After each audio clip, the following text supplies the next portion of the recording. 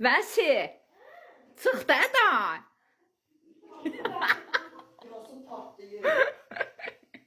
Yəni, ay Vəsi. Azcı. Demədim sənə baxma. Demədim sənə baxma. Hə, aç, yaxşı, hədiyyə ver. Gələcək, aç. Vəsi, dayı, gəl. Adam tez elə var, yoxsa şey deyil, gəl. Tez elə. Gəl də. Ay Allah, gör nə hazırlayıb bizi için. Ay Allah, yeni il. Bu nədir? Keks. Özün pişirmisən. Alman üstündə banan. Özün pişirmisən. Bəli. İndi bizə belə dietetik şeylər verəsən. Şirini tökməmişəm. Bildimi və biz acından ölürük yaxı, işdən gəlmişik yaxı. Yemək yiyin, sonra bundan yiyər. Nəyəm ballaq. Ata gəl də adam. Siz görün bunlar məndən necə məzələnlər. Oturun orada.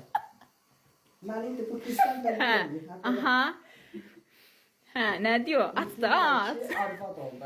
Aç da aç. Aç da aç. Açma. Nə gətirdim mən Hə, nə gətiriblər?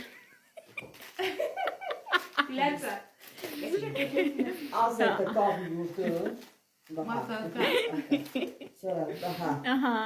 Bizim qablarımız tefaldır, sürtmürük. Sürtmə, tölü sürtəsən. Sən də çölün sürtərsən. Ha, bu heç xırıqcı.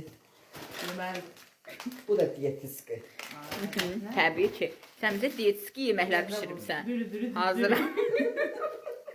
Gör mənim sevgilər günü mənə gətirir, mən tələbələrim. Mən yeməyə gətirdim. Bundan yaxşı sevgi, bundan yaxşı nə istəyirsən? Müəllimə üçün bunu gətirərlər. Ay, öldüm. O da kimin ideyasıdır? Deyək.